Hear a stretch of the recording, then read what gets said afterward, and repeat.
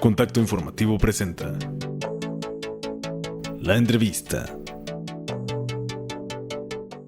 Así es, y pues bueno, vamos a la entrevista. Tenemos aquí en el estudio a José Luis Solís, colaborador de Contacto Informativo. ¿Cómo estás, José Luis? Buenos días, muchas gracias por todo. ¿Cómo están?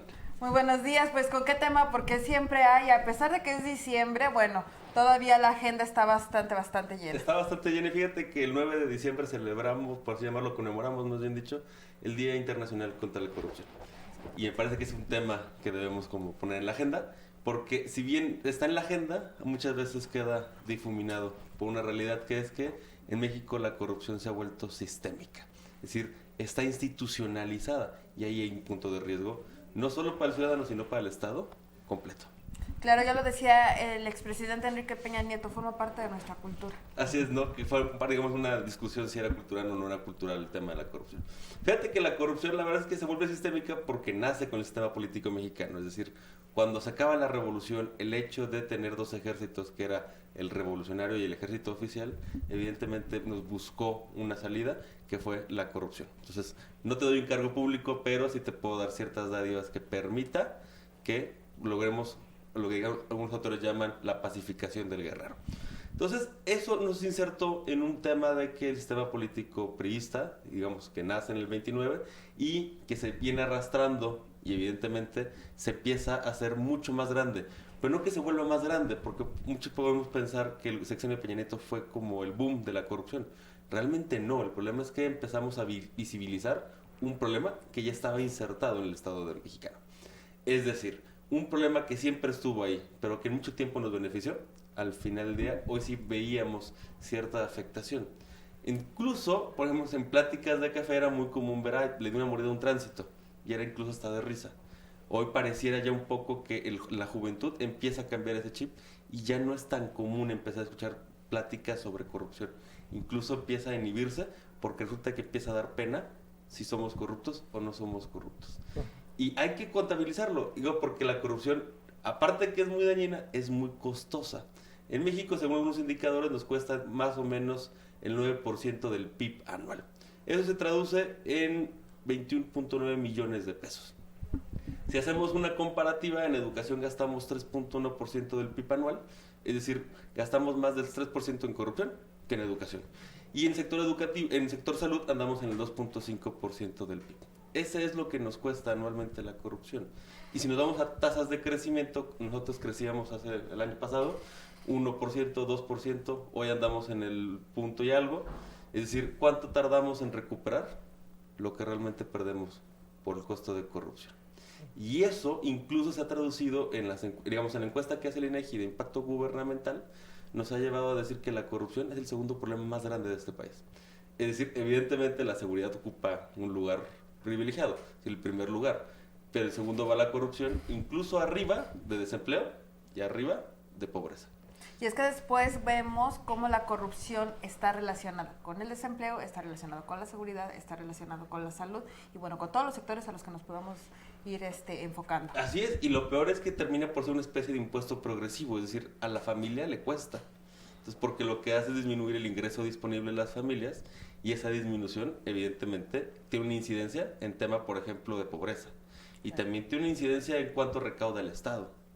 Entonces, ahora, la corrupción es muy complicada medirla porque el problema es que es algo que siempre se da por abajo de la mesa. Entonces, no es tan visible. Entonces, lo que hace, digamos, hay algunos parámetros y Transparencia Internacional nos ha dado lo que le llamamos el índice de percepción de corrupción. Y el índice de percepción de corrupción es bastante interesante porque durante el sexenio de Peña Nieto bajamos muchos lugares, bajamos cerca de 30 lugares en la escala. Es decir, el indicador mide del 0 al 100%, México andaba en el número 38, eso habla de 180 países y México andaba en el lugar 138 cuando Peña Nieto se iba.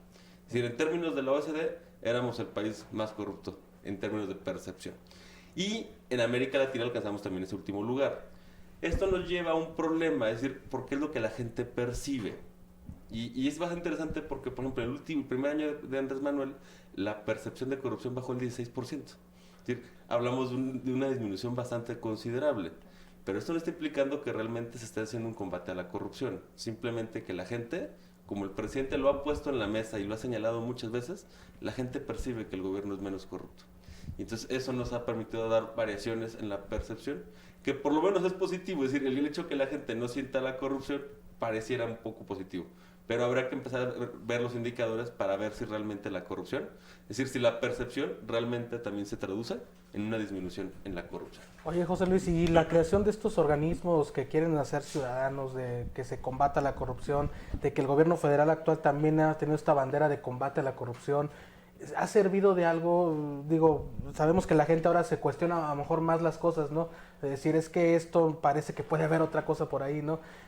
Pero ¿sirve realmente desde el Estado tratar de combatir la corrupción? ¿O cómo has visto tú estos mecanismos que se han creado para combatirla? Mira, yo creo que es muy pronto para juzgar si el Sistema Nacional Anticorrupción ha funcionado o no. Creo que lo importante del sistema es la ciudadanización de los órganos. Es decir, el hecho de que el ciudadano ingrese a los órganos a ser el evaluador, eso es importante, porque al final de cuentas el Estado de Derecho es una corresponsabilidad. Es decir, me toca a mi gobierno no ser corrupto, también toca a ti no ser corrupto, porque es un mercado, al final de cuentas es un mercado. Es decir, hay oferta y hay demanda. Hay quien me ofrece la corrupción y hay quien paga por la corrupción. Bajo esta lógica, el hecho de que el ciudadano se inmiscuya en esos problemas y digamos, colabore con el Estado en el combate a la corrupción es positivo. Creo, incluso recuerdo que hace algunos meses salió una nota de que el Sistema Nacional Anticorrupción, el comité, el coordinador, ya traía broncas de que no lograba comprobar ciertos viáticos. Es decir, pareciera que no es tan sencillo. Además hay que considerar una cosa, el problema es que el derecho administrativo mexicano se ha vuelto muy complejo y tiene digamos, un enramado de leyes que lo hace incluso al Estado torpe. Entonces, el servidor público no puede ser creativo, simplemente agarra la ley y lo que la ley le diga. Pero eso implica que al final su poca creatividad que tiene también le genera poco, digamos, tiene las manos atadas para actuar.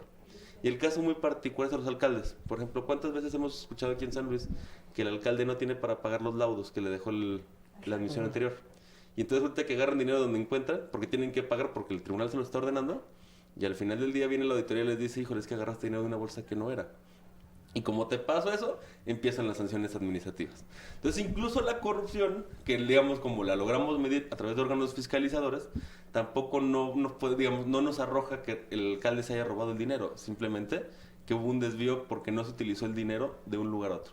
Pero tiene que ver con la carga que le pusimos al derecho administrativo en México y que evidentemente eso se traduce en aumento en leyes y a la vez eso no está haciendo al Estado más eficiente y el servicio público se vuelve incluso torpe y pareciera mayor corrupción, cuando no siempre lo implica. A ver, hay casos muy particulares, por ejemplo, vamos a Veracruz, Javier Duarte, Borges, todo eso, es un tema muy particular, pero hay muchos servidores públicos que no forzosamente es que sean corruptos y están señalados, incluso inhabilitados, por la carga administrativa que tienen. Exactamente, y luego lo inmiscuimos aparte con política y bueno, pues eso ya es una cosa que solamente aquí pasa en México. Así es, porque aparte, bueno, la corrupción se combate cuando hay compromiso político de combatir la corrupción.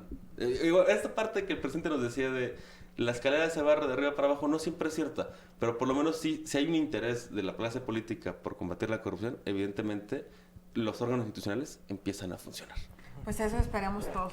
Pues perfecto, pues ahí está la información. José Luis, te agradecemos mucho la atención y pues estamos en contacto para la siguiente colaboración. No, muchas gracias, que tengan buen día. Perfecto. Igualmente.